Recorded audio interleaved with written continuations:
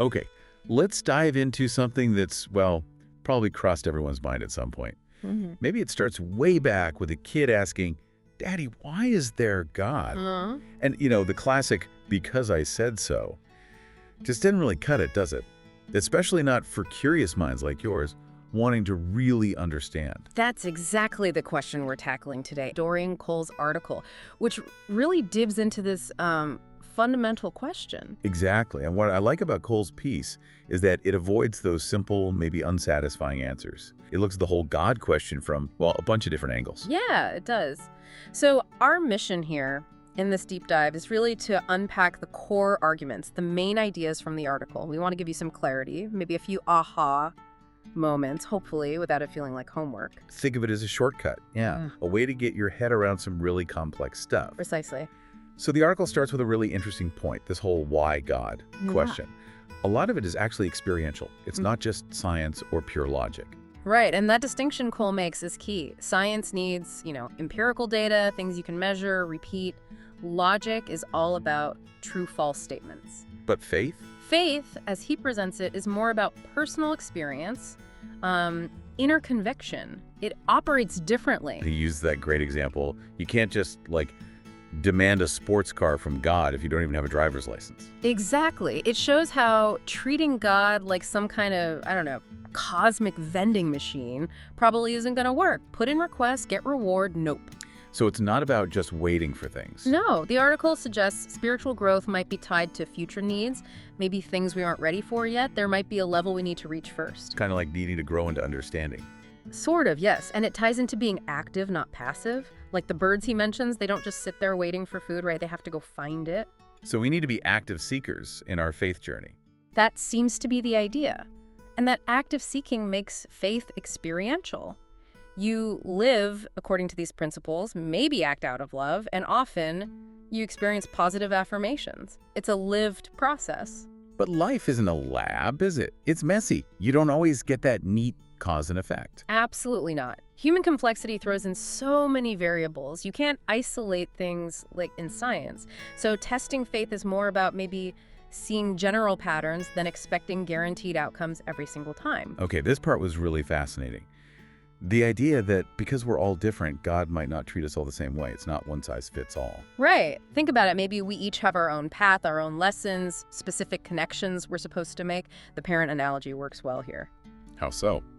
Well, good parents treat their kids differently based on what each one needs, don't they? One might need more freedom, another more structure, another more direct help. Ah, okay, I see. So just like a parent adapts, maybe the divine interaction is tailored to our individual needs, our stage of development. That's the suggestion. And the proof, as they say, is kind of in the living of it. It's not scientific proof, but it's tested in real life in ways that feel meaningful personally. The belief is that God is, consistently supportive, even if we don't grasp how. Okay, so moving from the how to the if. The article then tackles the big one. Is there actually a God? Yeah. And it looks at some classic arguments. First, cause, the cosmological one. Let's unpack that. It's that gut feeling, isn't it? That things don't just pop out of nowhere. Everything needs a start. Precisely. The argument goes, if everything in the universe has a cause, then the universe itself must have a cause, a first cause. And that's often equated with God, something outside or maybe fundamental to the universe. But then, the immediate question that jumps out is, okay, fine, but what created God? Right. Or is that just where our human brains kind of hit a limit? That's the crux of it, isn't it? Maybe the spiritual realm, God as pure spirit, operates on principles we just can't fully comprehend right now. A non-physical, creating the physical, it's mind-bending. And even science with the Big Bang and everything. It doesn't really answer that ultimate origin question, does it? What sparked the bang? No, and science is actually pretty upfront about those limits. The Big Bang describes the expansion, sure, but the absolute beginning, still a mystery. You have cyclical universe ideas, but even then... That started the cycle. Yeah. Exactly. And let's not forget, science still admits it can't identify or measure most of the universe's energy and mass. Dark matter, dark energy. Huge unknowns. Okay, so that naturally leads to the next argument, intelligent design. The teleological argument. This one looks at how incredibly complex and, fine-tuned everything seems. And it says basically, wow, this looks designed. This can't all be random chance. Yeah, the conditions for life just on Earth alone are so specific, so delicately balanced, while maybe other planets have them too. The sheer improbability of it all just happening suggests, to some, an intelligence behind it. God. I mean, think about a single living cell or an ecosystem. The complexity is just staggering. It feels like there's purpose there. The clock analogy is the classic one here. You find a clock, you know someone made it. Right, it didn't just assemble itself randomly. So the universe, with its intricate systems, maybe it points to a divine clockmaker. That's the idea. But there's a counter-argument the article mentions, and it's important. Which is? That maybe we're just calling design what science hasn't explained yet. You know, the God of the gaps idea. As science learns more, maybe those gaps shrink. Right, that's a fair point. We need to be careful about assuming design just because we don't understand the mechanism. History's shown that. Definitely. Keep that intellectual humility. Okay, let's shift gears to morality. Where does right and wrong come from? It's always a hot topic. The article talks about the belief that God is the source, the objective standard. And it taps into that seemingly universal human need for a moral compass, doesn't it? The idea is God provides that solid foundation. But then the article immediately throws out the challenge. Can humans not figure out morals on their own? And if you look at history, well, it's not always pretty when we try, is it? The article mentions some grim stuff: sacrifices, theft, abuse, war. I mean, horrific things done by people, sometimes even religious people. Absolutely. History's full of human cruelty. Draco's laws in ancient Greece, death penalty for almost everything, zero mercy.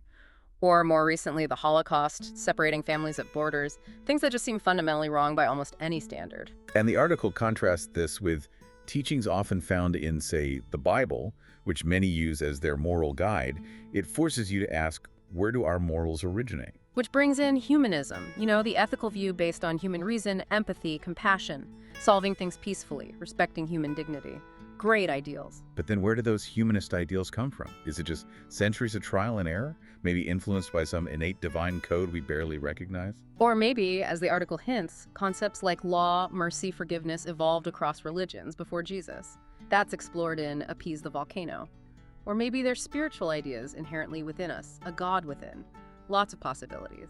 It also makes the point that maybe the worst stuff is driven by corrupt leaders or extreme situations, not just basic human nature being flawed. That's an important distinction. External factors matter, but ultimately the article suggests having some objective standard, divine law, divine love, whatever you call it, can be really beneficial for navigating life together. Okay, now let's talk about religious experience. This is where it gets really personal, isn't it? Yeah. People reporting these profound encounters. Exactly. Experiences that bring intense peace or strength or a call to action, sometimes life-changing stuff. And not just fuzzy feelings, right? The article mentions coherent visions, sometimes shared by groups. Miracles, like sudden, unexplained healings. And near-death experiences, NDEs. Those are fascinating. People clinically brain dead reporting vivid experiences, sometimes meeting religious figures, accounts that seem hard to explain purely by brain activity shutting down, and these experiences often change them profoundly. Plus just the ongoing growth people feel through regular practice, like prayer or meditation. It's a real thing for millions. Yeah, and the article stresses this is different from science or logic. It's lived, subjective. It mentions an AI debate video that touches on these arguments, but notes those often just skim the surface. So taking all these things together, personal feelings, mystical moments, visions, miracles, NDEs, the suggestion is they point towards something beyond the purely physical. And for many, many people, these experiences are the core reason they believe in God. It's not abstract philosophy. It's something they've felt or witnessed. Right. Now, something else the article tackles, which feels very relevant today. The gender of God. He or she. It's interesting, isn't it? We tend to use personal pronouns he, she for beings we see as, well, sentient. It feels wrong for God, somehow impersonal, so we often default to he or she. Traditionally, it's been he, overwhelmingly. True. But the article points out that many ancient cultures saw creation as maternal, like birth. So they understood the divine creator in feminine terms. Yeah, and suggests there's value in embracing she sometimes, as a way to acknowledge the feminine divine, maybe elevate women's perspectives too, which, yeah, feels important. It taps into that reverence for nurturing, life-giving principles, creation, sustenance, the mystery of life itself. Okay, quick history detour. How did early religions think about God? The article touches on Sumerians first. Lots of gods and goddesses, right? A pantheon. Exactly. Records going way back. They had specific gods for different parts of life, nature. You'd do rituals, pray to the right one for help. Then the Greeks. Their gods felt very human. Like a big messy family living on Mount Olympus, Zeus in charge. Yeah, emerging maybe 3000 BCE, more formal later. And those gods had flaws, virtues, dramas. Very relatable in a way. Egyptians had more of a principle: order, truth, justice. A powerful female principle, yes. Less a person, more a fundamental cosmic force governing everything. And ancient India, nature gods initially, then evolving. Right, back around 2300 BCE or so, nature personified, then later gods of cosmic order, but also deities for specific needs, a bit like saints maybe in other traditions. So it seems common across these to kind of project human traits onto the divine to make it understandable. Yeah, we try to grasp it in terms we know, but the article reminds us God is probably mostly spirit, ultimately beyond our full human understanding. Which leads to, why do we humanize God?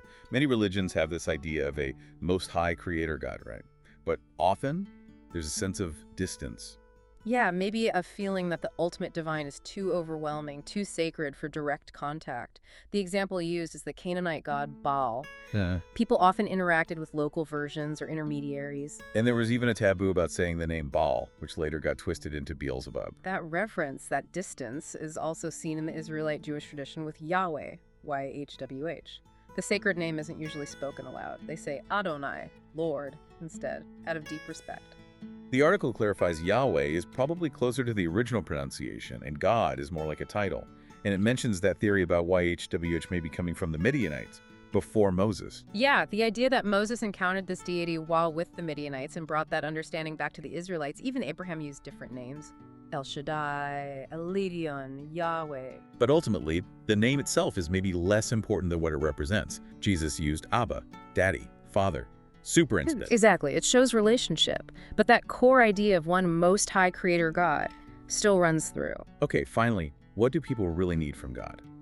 The article pushes past the simple stuff, like wanting a money tree or perfect health forever. Yeah, it gets away from the vending machine idea again. It suggests what we really crave is a more personal, relatable interface with the divine. That's where human-like forms, avatars, come in. And Jesus is the prime example given.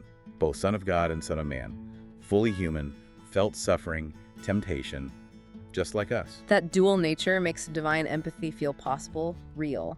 God understands the human struggle. And through Jesus, God embodies caring, forgiveness, salvation, freeing us from guilt, shame, those deep needs. Yeah, the core needs highlighted are really about relationship.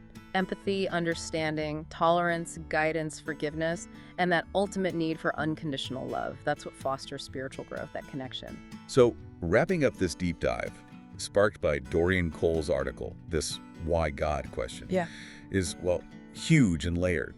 We've seen the personal, experiential side. Looked at the classic philosophical arguments. Touched on historical views, how we've tried to understand the divine. And landed on that deep human need for connection, meaning love. And it comes back to personal responsibility, doesn't it? The article emphasizes that finding answers, finding well-being, is ultimately up to each of us. It really is. Some find faith easily, maybe inspired by others. Others really struggle, especially seeing all the suffering in the world.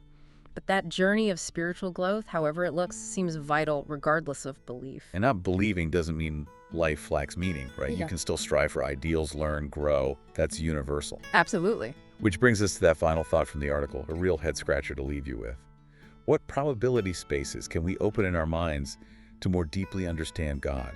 It really makes you pause and think, how much does our own intention, our openness to possibilities beyond what we think we know, actually shape our understanding of something so profound? Definitely something to mull over.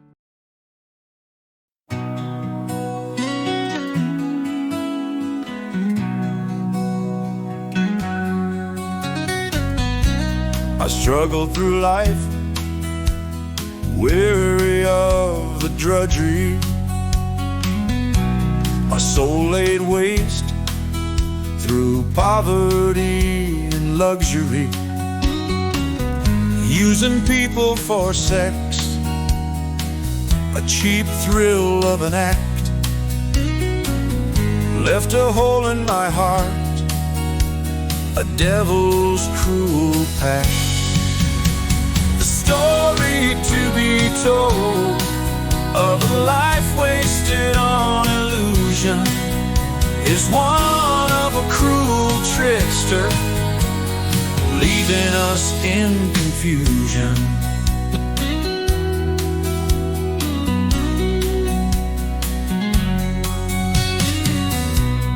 Reaching for fortune, chasing after the goal,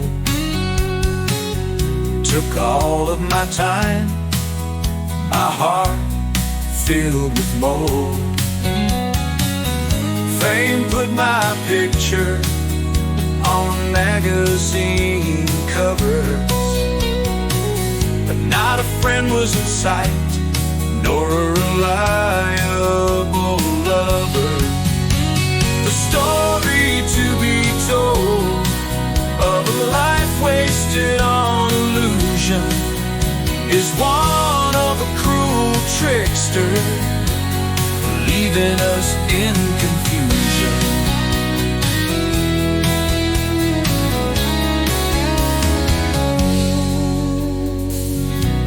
I filled up on games, a lively pastime, till I could take no more of conquering grind. The illusions, they fooled me, my days on earth grew few. Face to face with my follies, strung up in a queue.